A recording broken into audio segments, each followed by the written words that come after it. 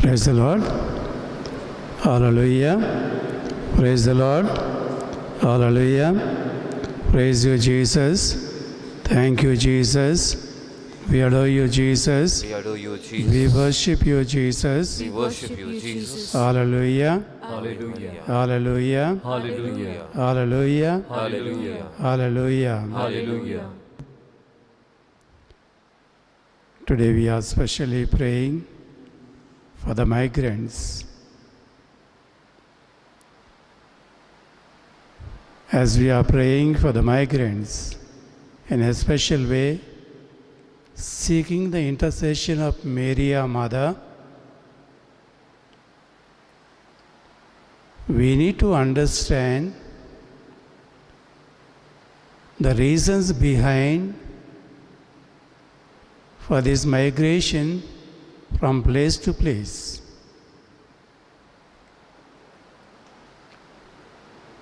Abraham migrated from Haran to Canaan, not because he wanted to go, but because he obeyed the plan of God. God planned to save the fallen human race. And God had chosen Abraham as an instrument to bring salvation to the entire human race by God the Son, Jesus Christ, the Savior of the world. And Abraham obeyed, went from Haran to Canaan. When he went there, who welcomed him? It was God who appeared to him and welcomed him and promised that he is going to be with him and he will protect him and he will bless him and bless his children and children's children and his entire generations. And Abraham believed the promise of the Lord and he became righteous in the sight of God. So also, Joseph and Mary, when the angel appeared to them, saying, "Go to Egypt to save the child from the wrath of Herod."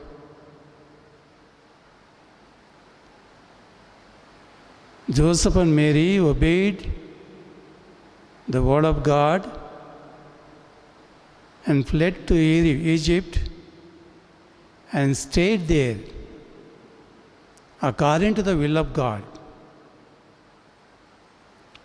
When the Lord appeared to them again and asked them to come back, they came back according to the will of God to Nazareth, where Jesus was called as Nazarene. This is the will and the plan of God. And God was with them wherever they were, protected them, guided them, and led them in safety and in prosperity.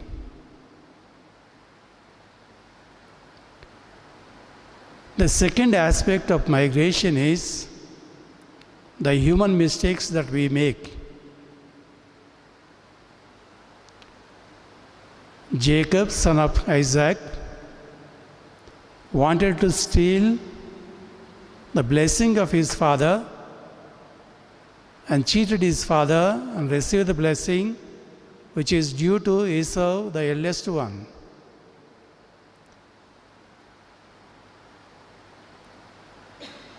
In order to protect himself,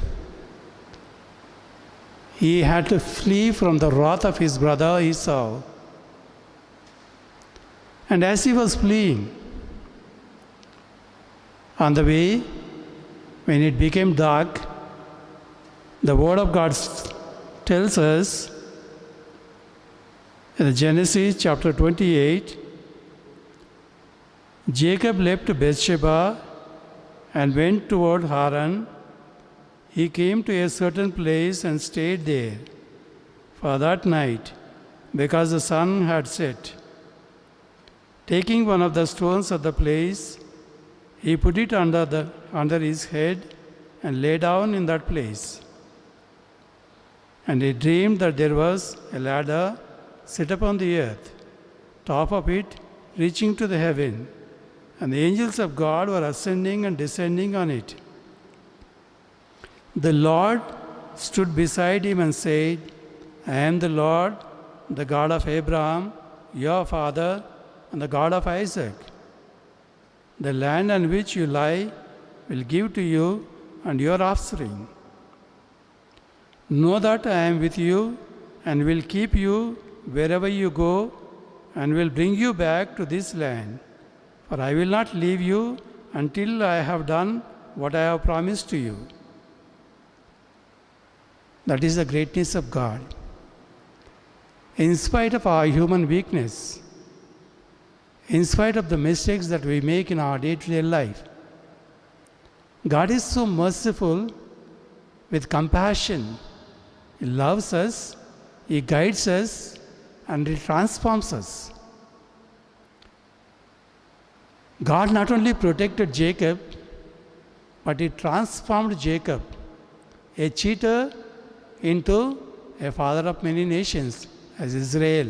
He changed his name from Jacob to Israel. That is the beauty of God's plan. And that's the reason why we don't need to worry about our lives. But all we need to do is we need to place our trust and faith in the Lord, who is always ready to help us, protect us, guide us, and lead us to success and lead us to prosperity. Another incident we have is in Genesis chapter 39. Joseph was sold as a slave by his own brothers out of jealousy because his father loved him more than others. Though he went to Egypt and he was sold as a slave, the Word of God tells us in chapter 39, verse 1 onwards, now Joseph was taken down to Egypt, and Potiphar, an officer of Pharaoh, the captain of the guard, the Egyptian, bought him from the Ishmaelites who had brought him down there. The Lord was with Joseph, and he became a successful man in the house of Egyptian master. This is what we need to understand. Though he was sold as a slave, he had to live as a slave for some time. The Word of God says the Lord was with Joseph. The Lord led him and protected him and gave him that gift of revelation, where he revealed the dreams of Pharaoh, which nobody could explain them. And when he revealed the dreams of Pharaoh, he realized that he is not an ordinary person, but he is a man of God. And he put him in charge of his entire country as a prime minister. The one who entered into Egypt as a slave became the ruler of the country. That's what God does in our lives. Many a time people may deceive us, cheat us. Many a time, because of various factors, we may be suffering. But when we rely on the Lord faithfully guides us and leads us in such a way that we will prosper in God's holy name. That's the reason why we always need to surrender ourselves at the feet of the Lord and pray for all those people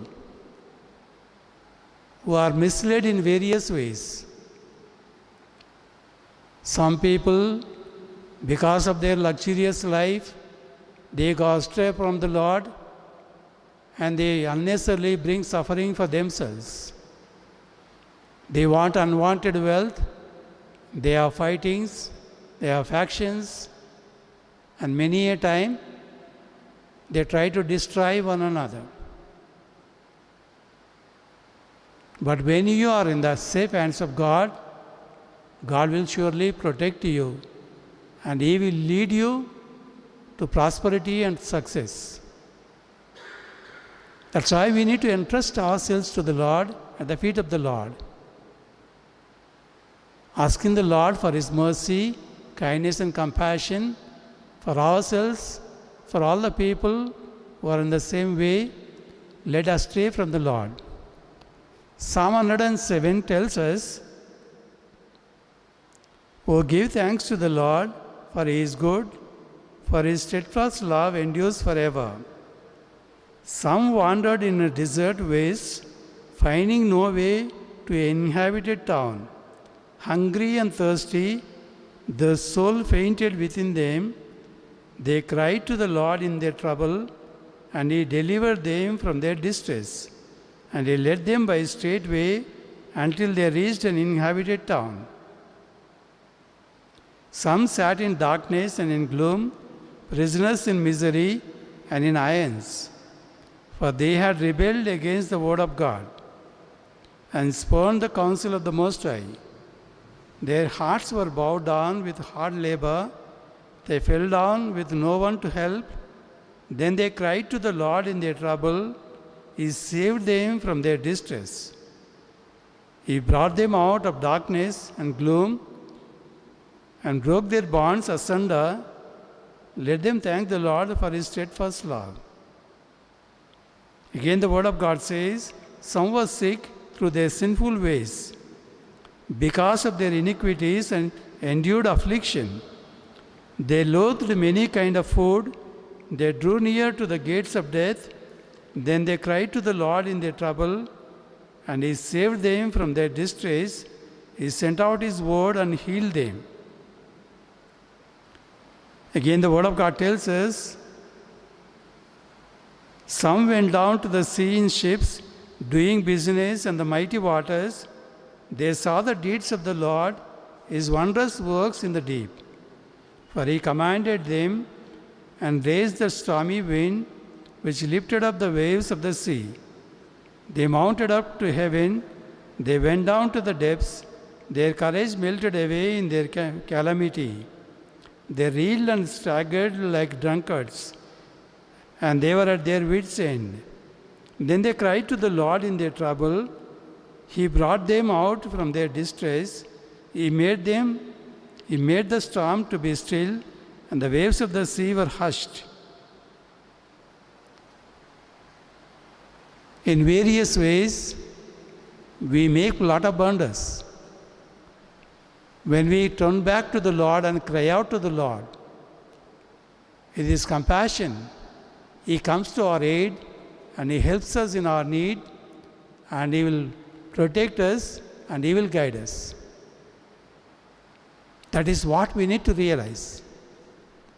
What we need to realize more is, we need to realize the awareness of the presence of God in our lives.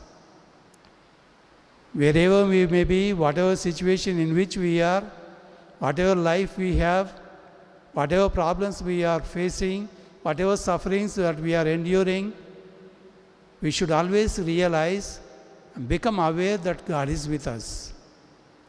God who loves, God who saves, God who protects, God who helps us in our distress is with us.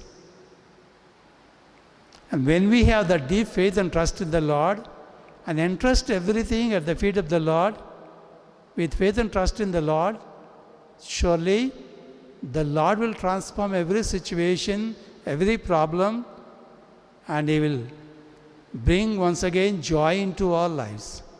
He will make us to rejoice in the Lord and praise the Lord and thank the Lord. That's what God can do in our lives. Mary, our mother, is a beautiful example for us. She herself faced situations, in difficult situations, where she entrusted herself completely to the Lord.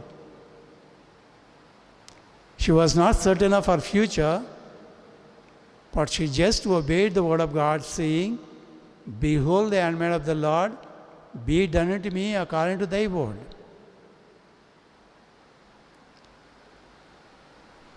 She went all the way to the hill country to visit Elizabeth and spent time for 3 months helping her, and brought joy to the entire family.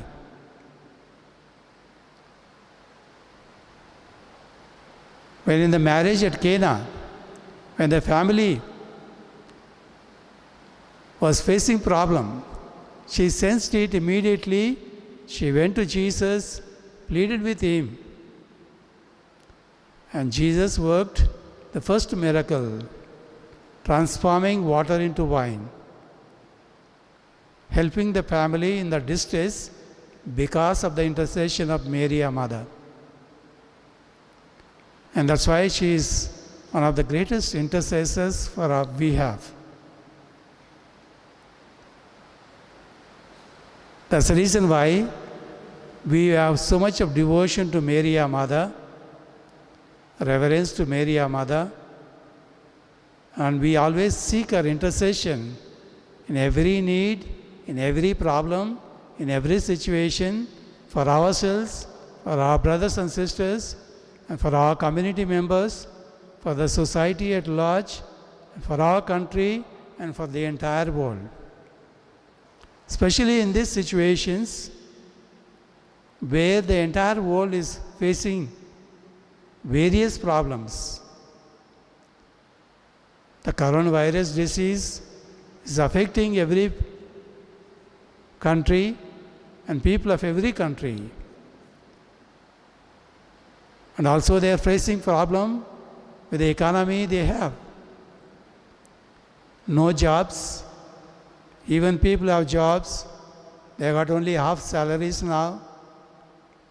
Some people don't even have money to buy their bread and to meet their livelihood. These are the situations they are being faced in our country right now. This is the time as children of God, we should rise up to the occasion where we should lift up our hands like Moses, cry out to the Lord. When the Israelites were threatened by the Ishmaelites that they will destroy them, Moses lifted up his hands and cried out to the Lord.